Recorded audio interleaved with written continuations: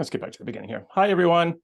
Welcome to our session today. I still see some people are arriving, which is great. We're glad to have all of you with us today.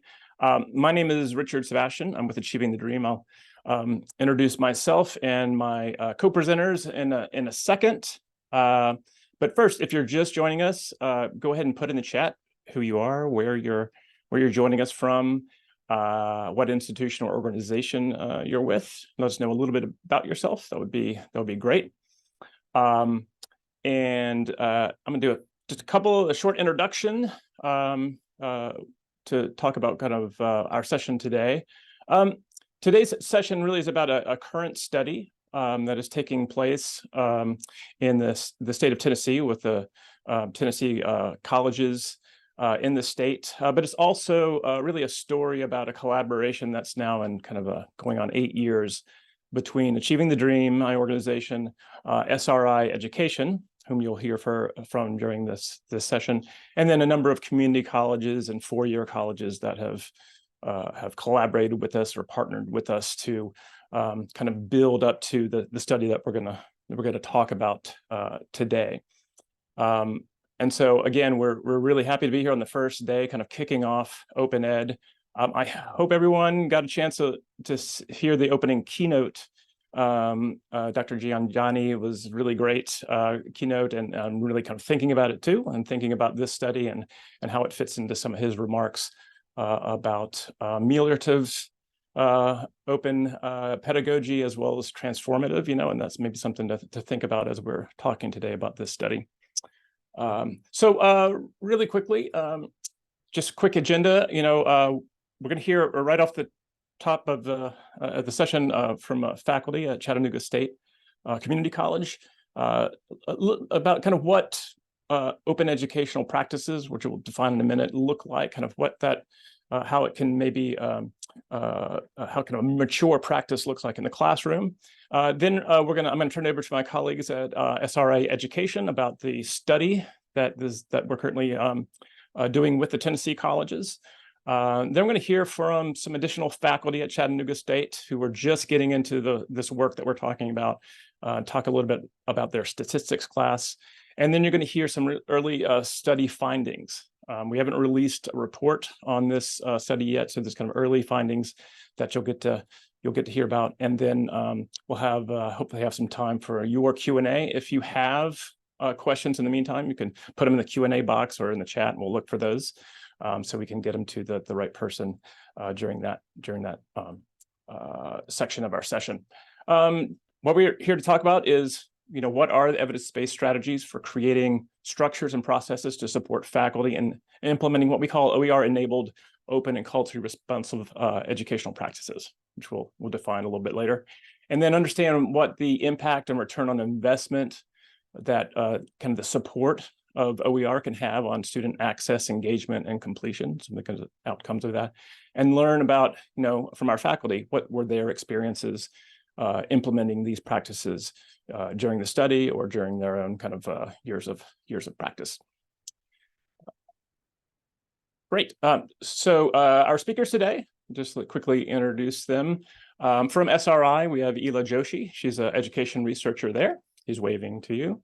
And her colleague, Jodie Lawrence, who's also a research associate working on this program. As I said, I'm Richard Sebastian. I'm a teaching and learning coach with Achieving the Dream. And then we have our faculty today from Chattanooga State Community College, April Crenshaw. Say hi, April. And then we have Anita Polk-Conley. They're both mathematics professors at Chattanooga State Community College, and they're going to talk about their statistics class. And then we're going to hear next from Bill Taylor, who is associate professor of sociology, also at Chattanooga State Community College. And so with that, I'll turn it over to Bill Taylor to talk a little bit about what this looks like. He's been doing this work for a number of years and has what we think is a pretty mature practice of implementing open educational practices, as we define them, or open and culturally responsive practices in his classroom. And so he's going to give you a little short kind of taste of kind of what that looks like, how he got there and kind of what that looks like in his classroom. So Bill, I'm going to turn it over to you now. Thanks so much, Richard. Can y'all hear me? Great. I'm always a little surprised when people ask me to come and talk about these things. Because I'm not that smart. I'm just not. But one of the benefits of not being very smart is I do get to make a lot of mistakes. And something Miles Horton once said, who was a longtime director at the Highlander Folk School here in Tennessee, where I'm talking to you from today. He said that people say that they learn from their experiences, but that's not right. People learn from the experiences they learn from. And so I'm lucky enough to have made a lot of mistakes in my teaching over the years, and I've been lucky enough to learn from those. So I do have a separate talk that I'm not going to give you today on a lot of statistics and numbers and things like that. But what I'm going to talk about today is just a little bit about my own experiences. I'm going to lecture to you about why you shouldn't lecture to people. And I'm going to try to tell you a few stories with the hopes that it sparks or jogs something interesting that you can take and apply in your own teaching.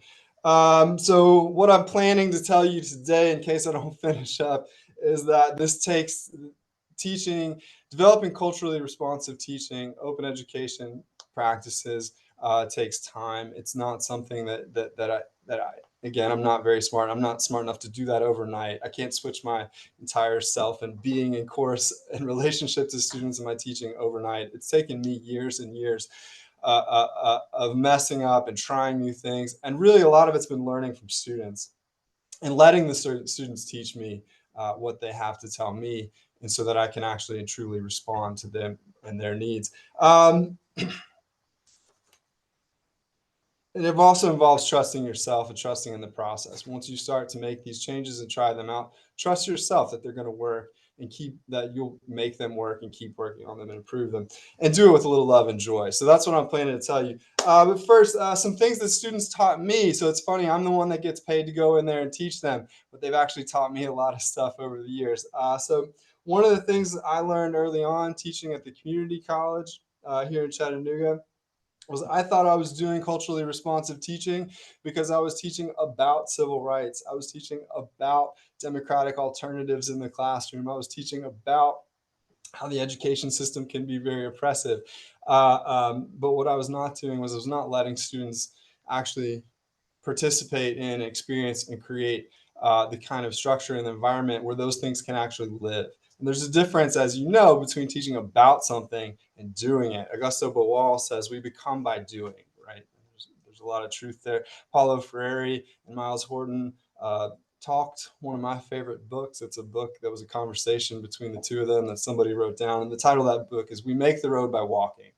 And so a couple of the things the students taught me. I'm a political economist. I like to hammer my students from day one: power, power in society, power, power, power. And so, as a political economist we like to talk about power in the workplace and all the ways in which workers are alienated and oppressed in the workplace. They lose control, they lose dignity. Talked about alienation, wage labor, capitalism, and all these important things that I knew these students needed to know. And the students rebelled once and told me collectively, I was very proud of them, that, hey, Dr. Taylor, you've been talking about this for 2 weeks now. We get it. Yeah, we know work sucks. Our bosses don't treat us fairly. We know. And I realized something wasn't working there. I had a lot of fantastic answers to problems that they didn't have, or I wasn't offering them the chance to sort of solve those problems. Um, and that's because I was teaching the wrong things to the wrong group of students. These students at the community college in particular have a lot of work experience. They understand these systems in a deep and rich way. And in fact, they're the ones a lot of times who should be doing the teaching about what work is like, wage labor, especially low wage and exploitative wage labor. And I wasn't giving them the chance to share with each other and with me their deep and rich understandings of these theoretical issues I was talking about. Another thing that I was doing is I would beat students down for 14 weeks in my social problems class. I would tell them that we're all going to die, the world's going to burn, democracy is failing, and all these things. And I would make my case as strong as I could. And apparently I was pretty good at it, because by the time we got to week 15, and the topic of social change, I tried to tell them, and you can do something about these problems. And they would spend the entire week arguing with me that no, in fact, they couldn't, because I had done such a good job explaining the threats and the problems. And so that's something that they taught me as well, that I wasn't actually allowing room for their agency for solutions to these problems. All right. So what I learned from these experiences was that um, again, I was trying to teach students about things like more democratic classroom educational alternatives and possibilities for creating new and collaborative caring spaces. But you can't lecture to somebody about why lecturing to them is ineffective and takes away their agency. That's not how we learn. We learn by doing. And I couldn't just tell students that their voices matter. I couldn't just tell students that their experience matter. I couldn't tell students that they mattered to me. I had to show them. I had to show them. I had to create the soil in which their own motivations, their own experiences could grow. They could share those with other people, and that meant not just having these ideals, but practicing these ideals by creating a system of structure and support for those students. So this is a little bit abstract, too abstract for me. So I decided, again, this took years of practice, but I'm trying different things, but kind of where I am today, and I'll try to get to this in the next 3 minutes.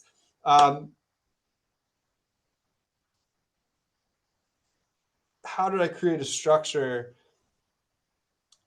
for a classroom in which students feel valued, their experiences matter, they can reflect on the problems and things that they have in authentic ways, they can share their experiences with me, relate the course content to their own lives, and actually do something useful with it? Well, one of the things that I did is I implemented a collaborative course planning process. So from the first day the students walk into the class, I don't have a course plan. I have an official syllabus that I can submit to the university that has my learning objectives and things like that.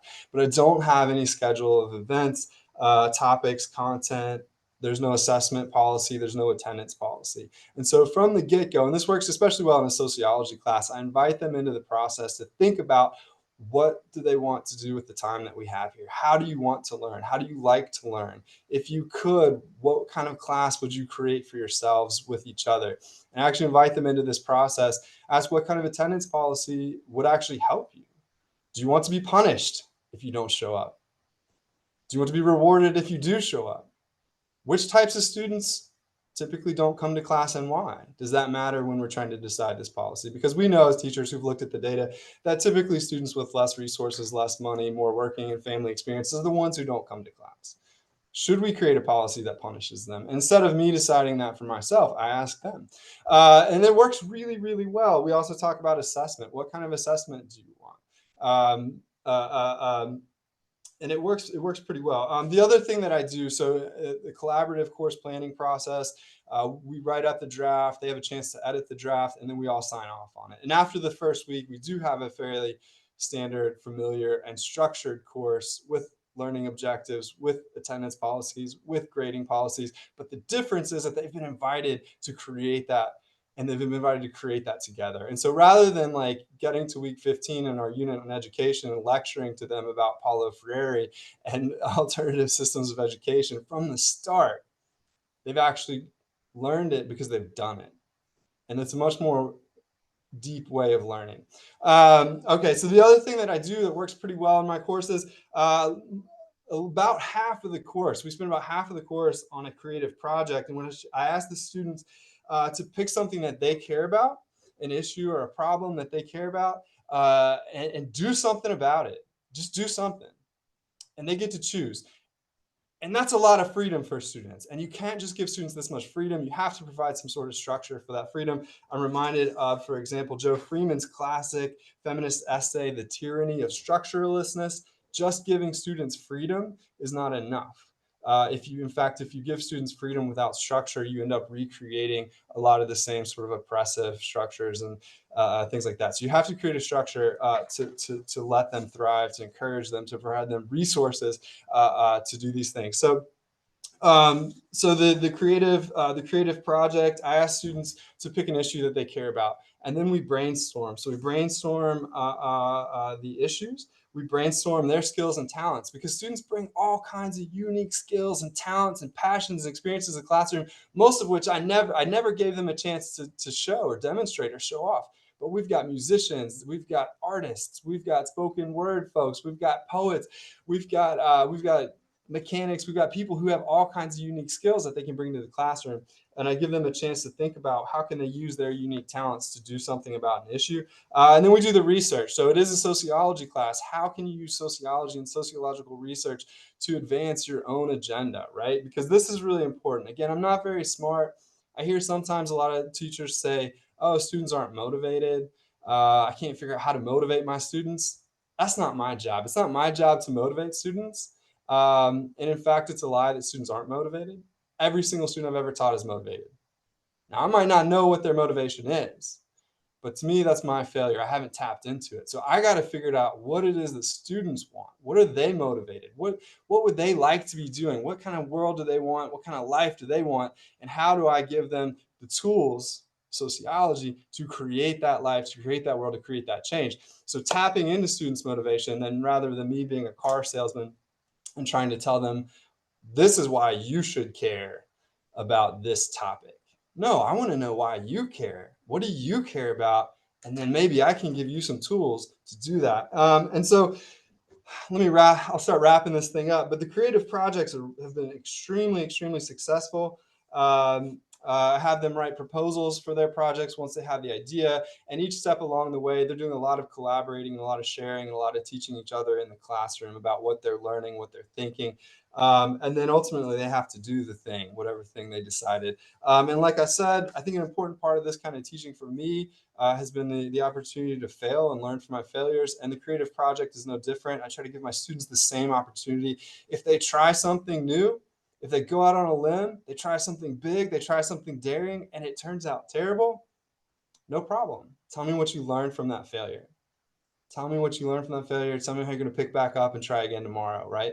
And giving the students the opportunity to fail and trusting that they care about things, that they will do good work if you give them the motivation, if you give them the support to do that, has been incredible. So I think the slide, if you can see the slide below, those are just a few examples of the kind of things that students have surprised me with when given the opportunity. Let your students surprise you. They will. I promise. If you give them the structure and the support, not just the freedom, they can and will surprise you. So I've had students sing duets about gender roles. I've had students actually publish a children's book about homelessness that they distributed to local children's shelters. I've had students create board games, videos, architectural plans for a green city, a website to push for better, greener public transportation in Chattanooga. I had one student do an interpretive dance. I mentioned flippantly, you could even do an interpretive dance if you want. And the student was like, really? And she did an incredible interpretive dance that spoke powerfully to her research on body issues and women's impossible expectations on women. So I'm going to stop there because we got some great speakers. And I want to make sure everybody else has time to talk. That's just a little bit about my teaching. But just to kind of sum it up, this kind of teaching is amazing. There's no magic bullet. Try things, let yourself mess up, trust your students, and be a little selfish, right? I can give you, again, my other talk is all about the data on how this type of teaching increases your success rates, increases grades, is great for diverse students. I can give you all the data on that, but do it because you're selfish. And this kind of teaching is way more fun. It's way more rewarding. I love my job so much because it's exciting every day. I don't know what the students have to bring. They're teaching me. I'm teaching them. We're learning together. And we know that being selfish means also that serving others, because people are happiest when they're working together in the service of others. So yeah, do it because it's the right thing to do, but also just do it because you're selfish and it's way more fun. That's what I got. I'll be quiet now. If you have questions, I'd love to get those. Great, thank you, Bill. Appreciate it. So what we're going to talk about now. So Bill's been doing what we call open and culturally responsive teaching, and we're going to talk. And Ela and Jodie, we're going to talk a little bit about what that is, how we define it, and kind of what our study is showing us about this form of teaching. But it's something that Bill's been doing in his classroom. over the years, he's kind of built up this practice semester by semester, term by term, in which, you know, like he said, he's given over a lot of elements of his kind of classroom to students to be able to kind of make decisions and have some agency. And so we'll talk about the components of what open and culturally responsive teaching are, and a little bit about the study. And to do that, I'm going to turn things over now to Ela Joshi. Great, thank you. I'm actually going to pass it over to Jodie, who's going to lead this section. Sorry, Jodie. I was passing. No. Take it over, Jodie. It's totally cool. My internet just said it was unstable, so I'm really sorry in advance if something bad happens. But for the sake of time, you can go to the next slide, by the way.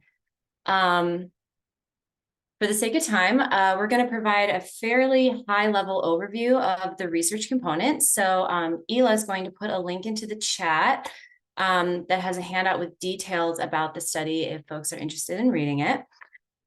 So broadly, our goal for the study is to understand instructors' use of open educational practices and culturally responsive educational practices as enabled by the use of open educational resources. So just a few definitions. I know everyone in this room is fairly familiar, but OER, or open educational resources, are openly licensed materials that can be freely used and repurposed. Open educational practices, or OEP, as I'm going to refer to it, are instructional practices that empower learners as co-producers of knowledge and incorporate diverse learner backgrounds, needs, and voices in their learning. And culturally responsive educational practices, or CRE. So we wanted to note that in the literature, there are several definitions of CRE, and the one that we use highlights areas of overlap with OEP. So in this study, we define culturally responsive educational practices as those that seek to embed students' cultures deeply into the processes and structures of learning and view the classroom as a site for social change.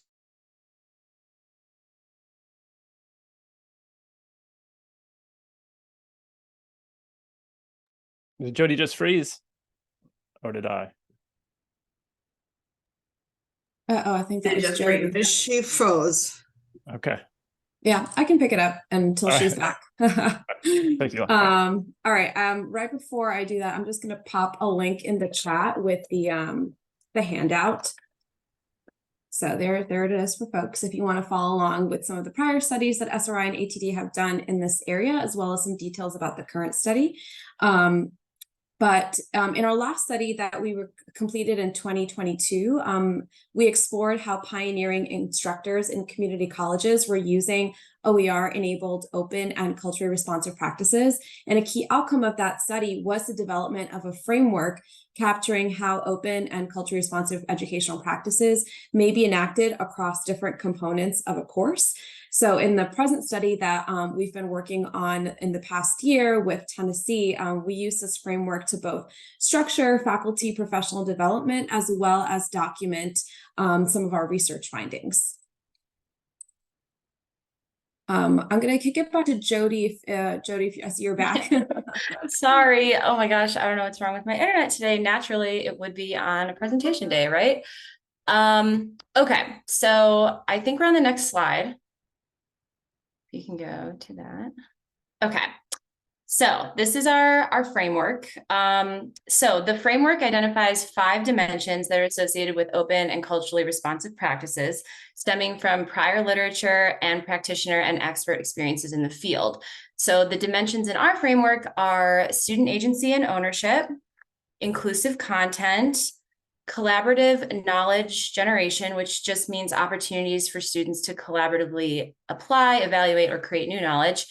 Critical consciousness, which just means that the courses aim to develop students' critical consciousness of social justice issues. And then classroom culture is the last dimension. And the framework teases out how these dimensions of open and culturally responsive education practices may look like across key features of a course. So those could be course design, instructional materials, teaching practices, assignments and assessments, and interactions with the students. So this is the full version of the framework. Across the top are the 5 dimensions that we just talked about of OEP and CRE. The column on the left has each of the 5 course features going down. And each box of the framework illustrates what a given dimension can look like for each course feature.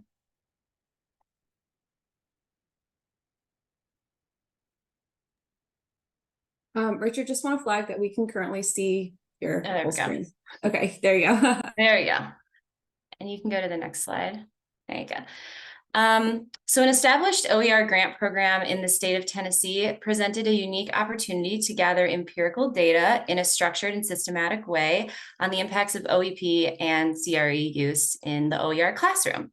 So Achieving the Dream and SRI Education are partnering with Tennessee to conduct a study to understand OER instructors' experiences, integrating OEP and CRE practices into their open courses. So the goals of the present study are on the screen: to improve future professional development on OER-enabled OEP and CRE practices, to improve the understanding of how OEP and CRE may be implemented in courses, and to improve the understanding of students' experiences and outcomes in courses using OEP and CRE practices. So we're partnering with Achieving the Dream and the Tennessee Board of Regents with support from the William and Flora Hewlett Foundation. And so through this OER grant, we recruited 11 teams across 8 public 2- and 4-year colleges to participate in the study. And faculty teams redesigned their courses to integrate OER-enabled OEP and CRE with support from Achieving the Dream. And SRI has been collecting data to understand faculty and student experiences with the course redesign by conducting observations, interviews, and focus groups, and through survey and admin data. And so now I think I'm going to turn it back to Richard, who's going to talk about the professional development that Achieving the Dream provided. Yeah, so as Elin and Jodie said, this study is built on past studies in which, the last study, we call it Teaching and Learning with Open Educational Resources, we kind of looked at the practices of faculty who were kind of doing this out in the wild, kind of on their own, and seeing kind of what they were practicing. With Tennessee, this was an opportunity to really have a kind of more controlled environment where we had this system of colleges in Tennessee. They had a grant program that already existed, so all these faculty were already creating OER courses for the grant. And so what we wanted to do is really give them some consistent professional development around open and culturally responsive teaching practices as they were designing their courses for them to teach over the, in this case, the spring 23 semester.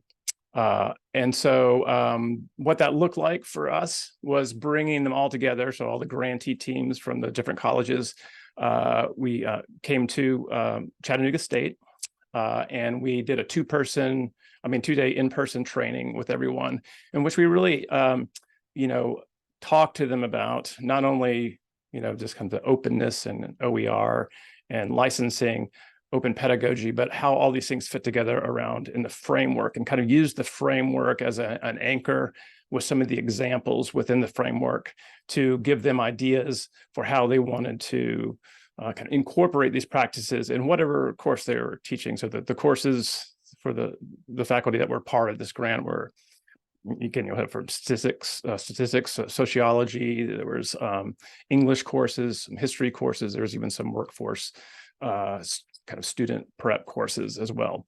And so what we did was provided that, over the course of 2 days. And then over the fall semester, as they were developing their courses, ATD also provided virtual coaching. So each college had a coach assigned to their team that they could call on, kind of meet with, and kind of ask questions and get some support as they were kind of simultaneously developing their course and kind of integrating these practices. And so we did that really over the course of the fall semester before they taught their courses in that spring. And so that was kind of a different approach in which we hoped that the faculty would have at least kind of a shared understanding about the kind of what these practices were, and also kind of how they might implement them in the classroom, what they might look like. All right. And now let's, what we wanted to hear from April and Anita, both also from Chattanooga State, who were really new to this, unlike Bill, who's been doing this for years. They were kind of new to this type of instruction, building OER at the same time, learning about open and culturally responsive teaching. And so we're going to hear a little bit of it from them about what do they do for their course? What was it like? What was that experience like? And, what did the students think? So April, Anita, I'm going to turn it over to you. Great. Wow, this has been a great discussion so far. I hope that we can add to that and share as we share our process and where we are at this point. I am Anita Pope-Conley. I'm the principal investigator for our team, and April Crenshaw is one of my partners. First Patel is another. He's our content creator. We're working with Excel in our statistics class, and he is a junior for that. April is she's an esteemed colleague who's an instructional designer, and she does all the instructional content for us. And so we're really happy to have our redesign team working together. Next slide, please. Did we get this story? Oh. So these are our goals that we established early on when we applied for our grant from TBR, which really fortunate to have that grant and also to have that summer with Richard and others from Achieving a Dream, and also helping us to understand what OER really is, not just what we have read a little bit about. So we wanted to increase pass rate. Right now, our success rates are a little bit less than 60%. We wanted to work closer with closing our gaps for historically marginalized, low income, academically underprepared students. We also wanted to help with the data analysis tool that is in our textbook that we used prior to starting our OER. It was proprietary to Pearson, and it worked well, but it was basically the data that was used in the textbook was somewhat outdated, and the data sets were often irrelevant to the kind of topics that we wanted to cover. And with OER, this is about reducing the cost per student. And we figured that's going to be about $175 per student in reducing it. So the next slide, please. So this is, again, our course development timeline. We started again in the summer and spring of 2022. And in the spring, we submitted our proposal. And then the two-day institute here at Chattanooga State. We selected the textbook and our course outline. And throughout the fall, we worked together to create our course materials. And we had to upload that to OER. We also knew that to help students across the campus to know about this OER course, special course that we had. We sent this, as you can see, this spring 2023, Math 1530 Introduction Statistics, which talks about the benefits of students investing time and signing up for our course. And so with that in mind, we took the time to figure out how we were going to have our courses for the spring of 2023. So this is a pretty short and intense timeline from start to finish. And we decided to, because we teach primarily 7-week classes for our statistics courses. And so the first 7 weeks, we did a pre-pilot section with First Patel, who did that for us. And then April and I were ready to get started in the second 7 weeks by working along with her to make the changes. And that's where we are right now. Well, now we're in the fall of 2023. Next slide, please. So I'm going to turn this over to April to come in and talk about some of our enhancements that we were able to provide students. Thank you, Anita. So yeah, we had our goals, and then the next thing is like, okay, so how are we going to go about achieving these goals through the use of OER and OEP? And so for us, the big thing was starting with this idea of belonging and inclusion. And so that was the big thing. Like I said, how can we make the new course student-centered, and make, I guess, build connection with students. And as Bill was saying, give them the opportunity to have input and bring their own cultural capital to the course, and just do things a little bit differently, where, as he was saying, all our students are motivated. Sometimes we feel like they're not, particularly in math. And so it's like, well, what things could we do to help students feel motivated, to help them be engaged, to help them want to take this dreaded statistics course that many of them, try to put off until the last minute. So what we did was we redid our syllabus to an equity-minded syllabus, made sure our graphics and everything were contained diverse and inclusive visuals, grace periods with deadlines. We also had embedded learning assistants in our course. So that was something that we had not done before with previous courses, where we actually had a dedicated learning assistant. We used to call them tutors, but we call them learning assistants now, in the room, in the classroom every day with us as we were working with our students. We chose OpenStax as our textbook, My Open Math to do online homework. And then we made the new course Microsoft Excel based to do our data analysis. And the thing about that is that was different from the previous analysis tool, was that we could give students a transferable skill. The copyrighted platform that we were using before, it worked fine, but it was fine in academia. That particular tool was used nowhere else, outside of being in the classroom. I think, Richard, I see you switching your, doing things on your computer again, thanks. And so we wanted to give students a transferable skill. Microsoft Excel is free for all of our students, so it gave them an opportunity to learn to work in Microsoft Excel. And we also use Microsoft Teams. We did collaboration through projects. We had each team do a research project and presentation. And we gave them the opportunity to select data, look through data sets, and choose things that they found interesting to them. So those are some of the topics that you see there on the slide that the students chose to study themselves, rather than us, using some outdated data sets that were in an old textbook, or prescribing to them what they had to study. Next slide, please. Okay. And so after that was done, we implemented our changes, and then I was able to, at the very end, slip in a student survey and just ask my class about different things. How did they feel about, their learning over the 7 weeks? What was something that they would like to continue going forward, and something that they wanted to, if they could, something that they wanted to change. Now, I know that wasn't able to help the students in that spring 7 weeks, but it gave us good feedback for adjustments to make going forward. So they liked having what they said, the student tutor. They liked the pacing.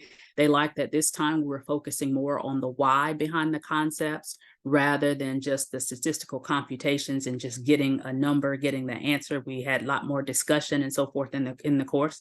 Some of them didn't like the group projects. Some of them didn't like, had an issue with the quizzes and the homework system. And that was okay. We did come back at the end of the summer and reassess our homework and our quizzes and shorten some of those.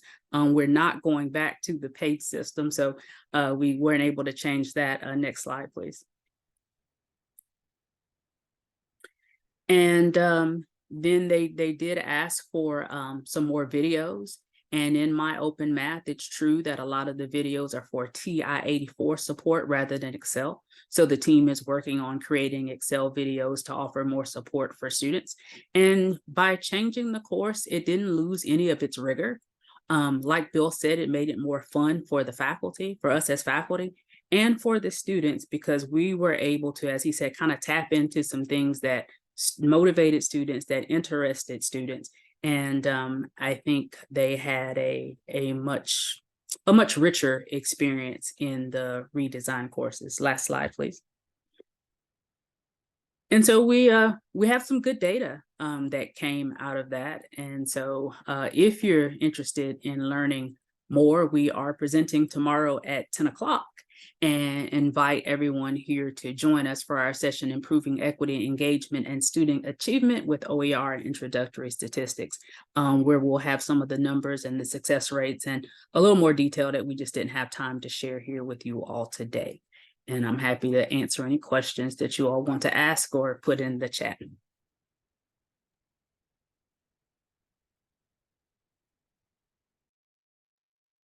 Okay. All right, I'll take. I can take it over from here. So my name is Joshi, and I'm going to present some of our study findings. I know we want to save some time for questions, so I might fly through some of these a little bit quickly because we do want to hear from everyone here.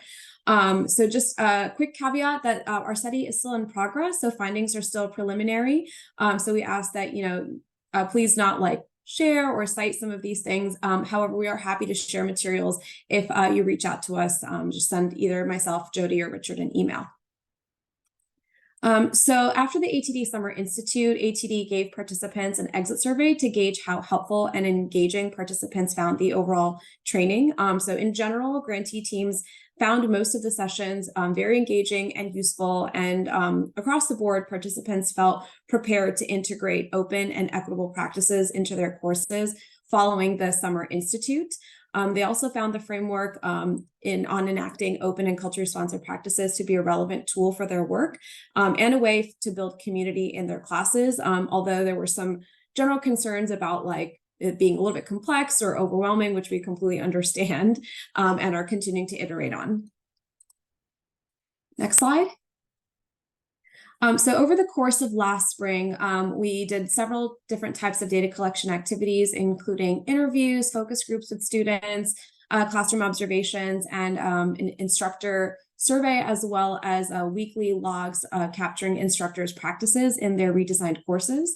So based on the weekly logs that instructors completed, we found that instructors were making significant changes to their courses, adding in more hands-on activities, like the ones that you heard about earlier today, such as projects, discussions, and other generative activities, weaving in students' interests wherever possible. Instructors also consistently were applying open and culturally responsive practices throughout the semester and reported using these practices in most weeks that they taught their course. So for example, just for some context, we collected about 300 logs across the 24 participating instructors across 15 weeks. And on 75% of those, instructors reported using at least one open and culturally responsive practice. So data from our weekly logs also allowed us to see what % of weeks in the semester that instructors were using a given dimension of open and culturally responsive practices. So this graph just shows what % of those weeks for each of the practices that we captured in our framework. Instructor practices most often supported collaborative knowledge generation, student agency, and classroom culture, with instructors using these practices in about 2/3 of the week in the semester. Most prominently, they included diverse authors and brought a critical lens to their instructional materials. They also incorporated opportunities for students to have agency over their learning, such as by choosing discussion or assignment topics, and to work collaboratively to generate new knowledge.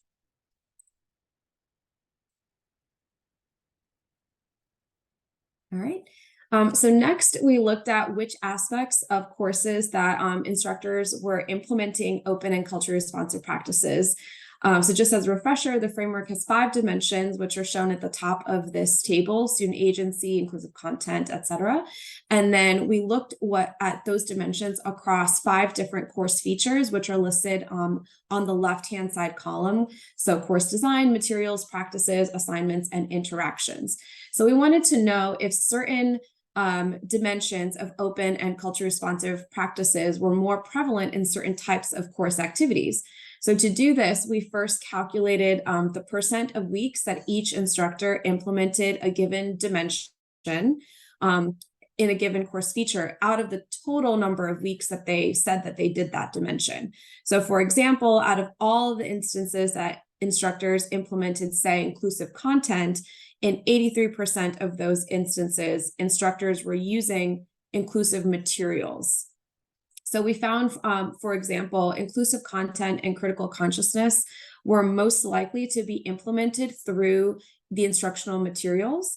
But other dimensions such as student agency, collaborative knowledge generation, and classroom culture were more likely to be integrated through things like their teaching practices, the types of assignments that they were giving students, and the types of interactions that faculty had with their students, and the types of interactions that faculty were facilitating between students. So we thought that this particular analysis was interesting just to kind of see, you know, where certain dimensions are like a more close fit in a course.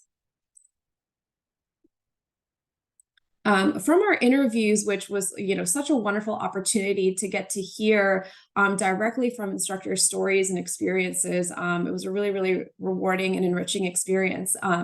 But we heard that instructors were incorporating opportunities for students to have agency over their learning, such as by choosing discussion or assignment topics, as well as to work collaboratively to generate new knowledge. So up here are two really illustrative quotes that we've pulled out from our interviews this past spring. So one professor said, "Education doesn't have to be this oppressive place where you follow orders, where you are in trouble if you don't comply. Education, like the workplace and family, can be much more democratic. You can create social systems where you get significant say in what happens." And another instructor said, "I learned you can't plan everything out because open educational practices are about being responsive to students." So I think these quotes really showcase here sort of the takeaways that faculty had from engaging in either the course redesign or the course refinement, and through teaching in using a different set of practices than they may have been using in the past. Finally, focus groups with students revealed noteworthy themes about students' course experiences. So students reported feeling supported and included through interacting with materials that represented their cultures and ethnicities. They also felt seen by their instructors and treated as if they were part of a collaborative learning community. Students also appreciated that there could be more than one, like, quote, right way to solve a problem, and they loved having the opportunity to, quote, build a class together. So we heard that from several students across different focus groups and different subject areas. And, you know, of course, and unsurprisingly, this work is very challenging, and we certainly want to recognize that. And instructors did say that they reported, you know, facing some barriers in redeciding their courses. So in general, they reported that it was difficult to help students, you know, recover from the various impacts of the COVID-19 pandemic. I think that's just a finding across the board, regardless of where you're teaching or how you're teaching. Instructors that were teaching asynchronously specifically reported a little bit more challenge in generating that like deep reflective discussion in an asynchronous environment. Some also said that they experienced a bit of a tension between needing to cover required content versus teaching what students needed or were interested in studying. And a few instructors also said it was difficult to transform a class in just one semester. It is a pretty tight window, just a couple of months to really redesign a class. So I think we definitely heard that instructors were planning on continuing to refine their courses. And one instructor also suggested it would be helpful to have more frequent either cross-institution check-ins or, you know, more teams within a given institution that was doing this work, just to make it feel a little bit more collaborative. So what is next? So ultimately, our goal is to understand the impacts of these innovative practices on student outcomes. So in the next phase of our work, which we're actually in the throes of right now, we are conducting impact studies to estimate the effects on students' academic and social and emotional outcomes from having a redesigned class that's integrating open and culture responsive practices. So some of the faculty who participated in the study last spring are continuing on in this next phase of our study, and those findings hopefully we'll have to share out next summer. We also are going to be presenting at the Pod Network Conference. If anyone will be there, our presentation is November 18th in Pittsburgh, Pennsylvania, and we're also planning on conducting some more events to promote this work and talk a little bit more about what this can look like when scaling these institutional supports to other states. At this time, I'll pass it back to Richard to facilitate our Q&A. All right, thank you, everyone. So hopefully this gives you some idea of what the study is and some of the faculty experiences, student experiences, and some of the early outcomes from the data collection. We do have a couple of questions that I think we have time to get to. And Bill, I think the two here in the Q&A are probably for you, but someone says they feel constrained by the university requirements around academic readings, the canon, etc. How do you get around those constraints to build a space where students can drive their own learning? Yes, thank you, anonymous participant. I love that question. And I was actually busy trying to type out an answer, but I never finished. So, yeah, no, I think it's great. The short answer is I have found that most of the constraints that I felt were self-imposed. It turns out I am way more free to teach the way that I want to teach than I thought I was. Yes. So I've found I don't know that I just being recorded. I don't know that I've ever violated any university policy. I've certainly never done it intentionally. And in fact, if you go to your faculty handbook or your university policy on things like assessment, and I'm pulling here from Jesse Stommel and Alfie Cohn, who have done much more work on assessment and grading and things like that, and have a much broader perspective. And what they say is resonates with my experience that, like, yes, most colleges have policies on grading. Almost none of them say, for example, how those grades can be generated or determined, right? Yeah, you have to submit grades, here's the scale. But really, if you want to let students assess themselves, most colleges don't have any policy against that. Is that violating expectations and norms? Yes, absolutely. And on purpose. And so just quick story. When I started, I want to get this other question too. Yeah, okay. We don't have a whole lot of time. And it's for Yeah. you as well. So you develop your kind of learning objectives by consensus with your students. Did they end up, as briefly as you can, did they end up kind of aligning with the existing learning objectives in your course? Yeah, so that was actually, so I have an official syllabus. The learning objectives are sacred. They are written in blood and stone somewhere in a holy place, and I do not mess with those. Anybody that wants to come see them can look at those. The students, I typically write those learning objectives with my colleague for the courses that we teach together, and we write them purposely broad enough that we make sure that students are getting what they need from the class. But within that, we really have a lot of flexibility. This is, I guess, maybe for April or Anita. So as you're doing this practice, do you think this would have far-reaching changes, such as an increase in underrepresented minorities working in the field as faculty, et cetera? How would you measure these types of outcomes? Like,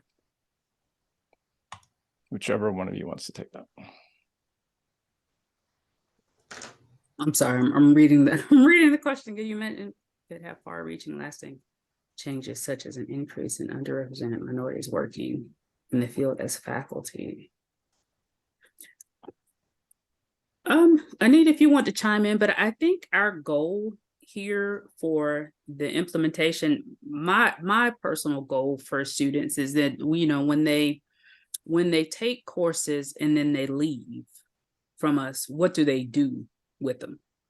What are they equipped to do with? We spent 7 weeks together. We spent 15 weeks together. What are the students equipped to do with the information that they learned as a result of our time together? And so with this statistics course, what we wanted students to be able to leave the course with was some working knowledge of Excel, to be able to do their own sort of data analysis. We wanted them to kind of understand how data can be manipulated and how to read it in various reports. So we pulled up news articles, different reports on things that they were interested in, to show them how to walk through the data that was presented and kind of make sense of it, to see if it was misleading, biased in any way. We taught them to learn to think about sampling and who was asked and why might they have been asked, who was included in the data and who was excluded, so that they can be more informed citizens in the world when it comes to making choices about their own healthcare, their voting, educational systems and practices and so forth. So I think we wanted to give them a different kind of knowledge to take away with that left them more informed and more empowered than possibly we were doing before. Now, if that leads to them, you know, as faculty in the field and et cetera, that's great. But if it just makes them more informed and more empowered everyday citizens as they go through their life, where it's full of statistics that they might not have even recognized before, but they're able to identify now and to look at any data that's presented through what I gave to them and called their critical lens before they accept it as fact or not, then I think that that was the overall goal for this type of redesign for the course. That's a great way to wrap up. We are out of time. We will, you know, if we can, whoever can, you know, stay on for a few minutes. If anybody has any questions they want to ask, we're happy to do that. But before we